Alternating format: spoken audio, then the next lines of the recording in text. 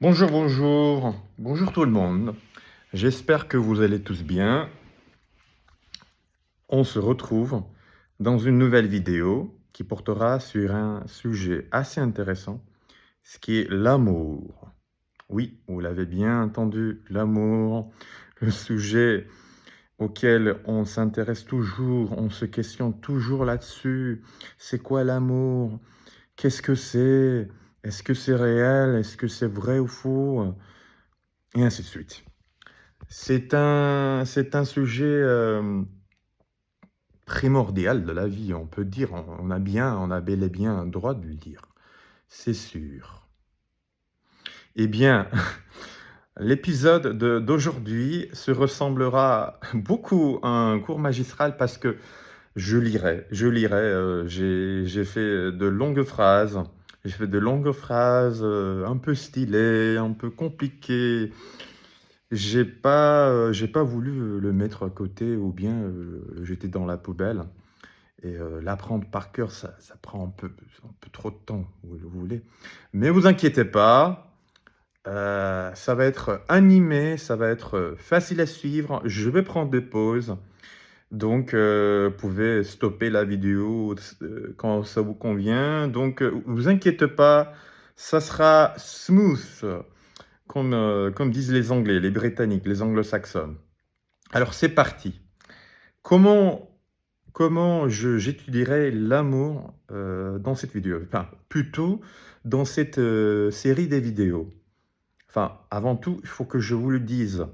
Il y aura 3 parties, donc 3 vidéos séparées pour étudier le sujet de l'amour. Donc la première partie, celle d'aujourd'hui, ça va être l'amour, c'est quoi? Donc on sera sur les fondements de l'amour, la nature de l'amour, c'est quoi l'amour, qu'est-ce que ça fait, etc. Puis celle deuxième.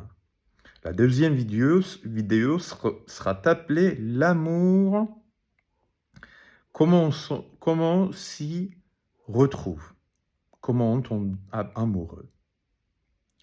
Et la troisième partie, la troisième vidéo, le ou la vidéo déjà, j'ai oublié.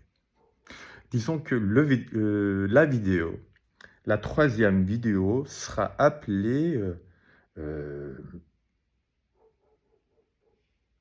ah oui, l'amour. Est-ce que c'est sain? Est-ce que c'est souhaitable?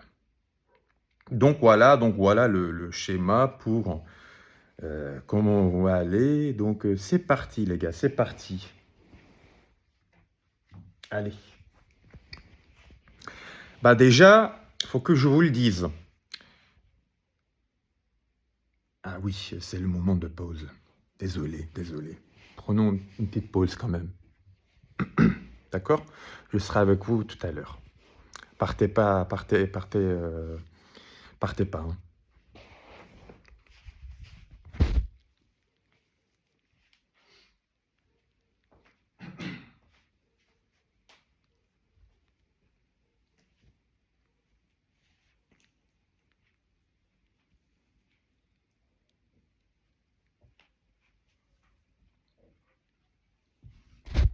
Et voilà. Peut-être il faut que je vous le dise, mes pauses seront en grand max 10 secondes, 15 secondes, ils ne seront pas une minute, ce genre de choses. Voilà. Bon, d'abord, il faut que je vous le dise, l'amour dont je parle, c'est pas aimer, c'est pas like. Donc c'est vraiment l'amour au sens profond. Donc, ce qui se passe quand on tombe amoureux de quelqu'un et quand une capitulation totale de quelqu'un vers une autre se réalise. Déjà, les amis, l'amour, c'est un concept qui existe dans nos esprits depuis que l'homme civilisé est là. Il est beaucoup discuté et certains même vont à défendre qu'il n'existe pas. Mais c'est quoi vraiment l'amour? L'amour, en fait, c'est un état mental que l'on se trouve suite à une rencontre sérieuse avec un partenaire intime. Cette personne de laquelle on tombe amoureux est dans ce cas l'individu ou la chose qu'on aime le plus dans sa vie. Mais cette émotion n'est jamais forcée, elle est naturelle et elle est continue. L'amour est un extrême. Quand on tombe amoureux, la personne aimée est toujours le centre de notre vie.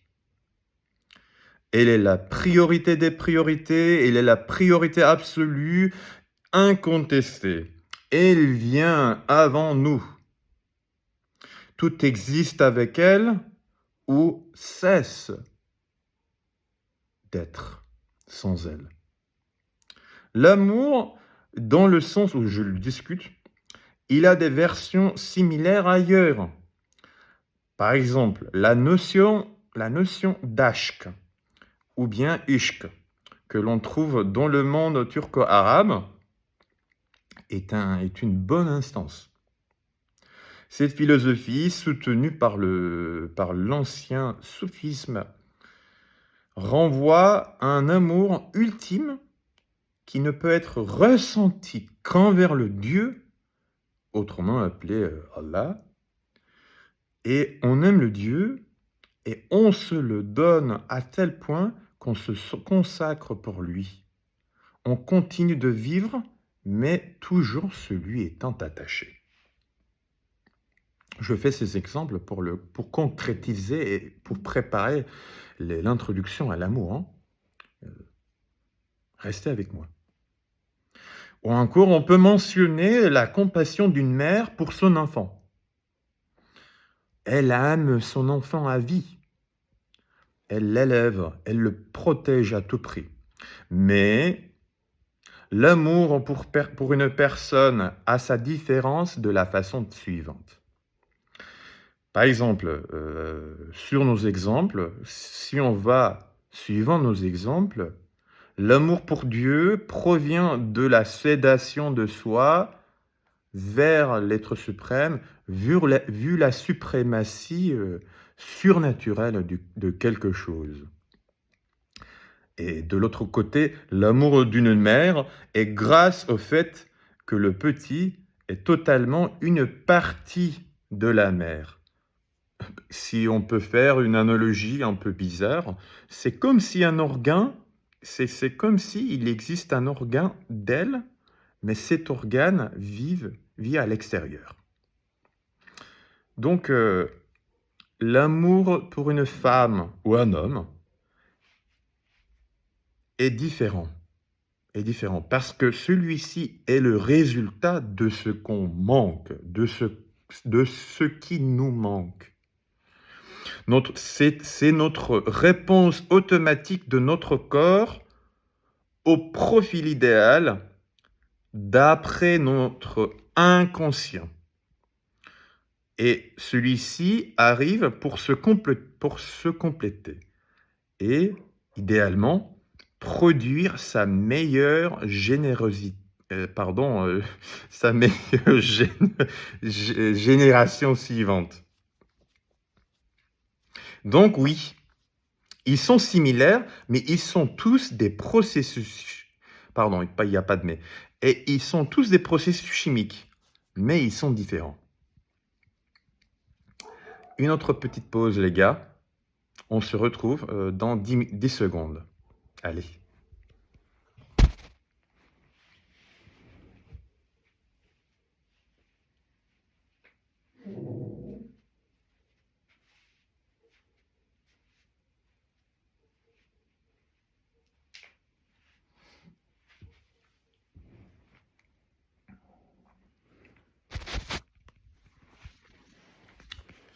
Et c'est parti pour la suite. On ne peut jamais décider de qui on tombe amoureux. Non pas comment, non plus quand. On le fait, tout simplement. On le devient. On passe par là. C'est comme ça que ça passe. Il est différent de simplement apprécier, liker, vouloir sortir avec elle, puisqu'elle est belle, être attiré par elle ou aimé. ainsi de suite. Ça existe, c'est réel, c'est pas un mensonge. En fait, la majorité des gens qui défendent que c'est une fallacie ne l'ont tout simplement pas vécu. Parce que l'amour, c'est pas faire des maths, hein. C'est pas faire des maths. C'est une expérience qui est vécue à l'extérieur, dans le monde réel, dans le monde social et interactif. Vous le vivez, vous le réalisez, vous commencez à le comprendre. C'est comme ça que ça passe. Et puis, bien sûr, il y a la science derrière. Les processus électroniques, les réactions chimiques, les hormones.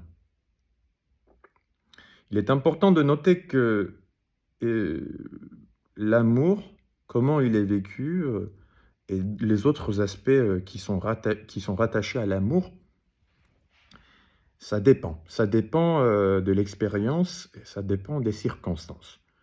Ça existe, mais il ne faut pas dire que l'amour est forcément vécu d'une simple et unique manière qui est vécue par tout le monde de la même manière. Non, ça, c'est faux de le dire.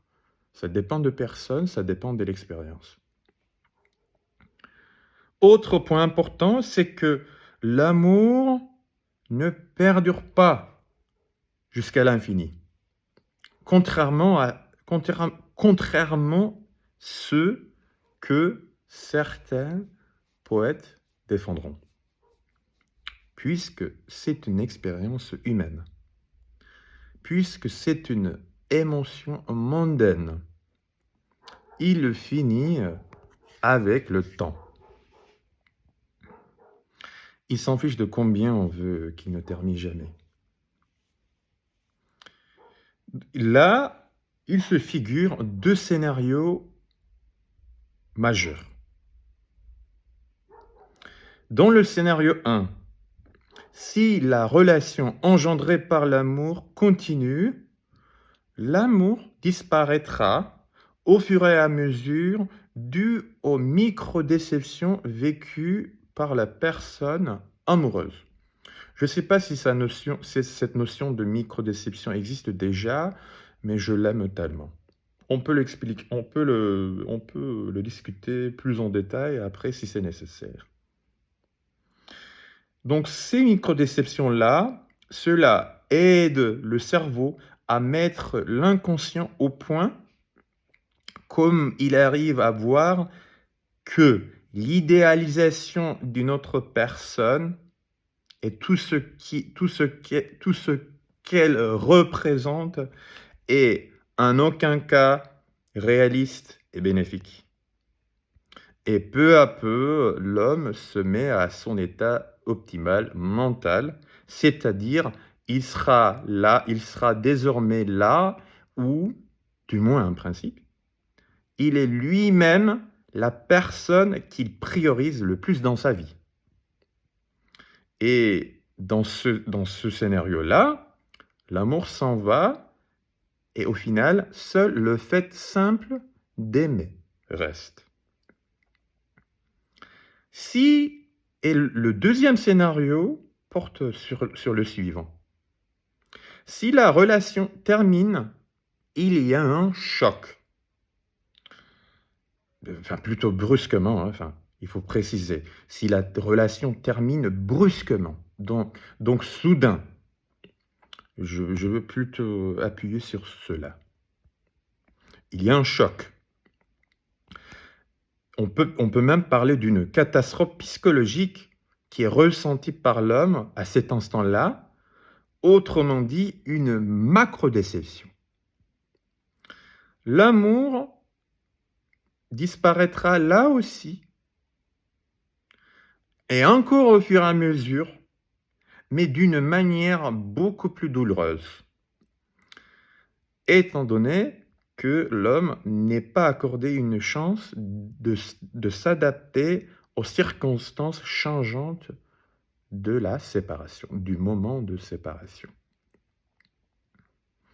Quand l'amour disparaît, le milieu optimal de la priorisation de soi sera trouvé. Je veux préciser une autre chose importante, c'est que il faut faire très attention, que cet état optimal ne peut être jamais atteint par la personne amoureuse. Celui-ci dépend totalement de l'histoire de vie, de niveau de conscience et l'ampleur de l'amour pour soi de la personne en question. Si ceci n'est jamais acquis, le milieu optimal, l'individu sera alors dans une relation toxique avec son partenaire si la relation toujours continue ou lui-même s'il est solitaire.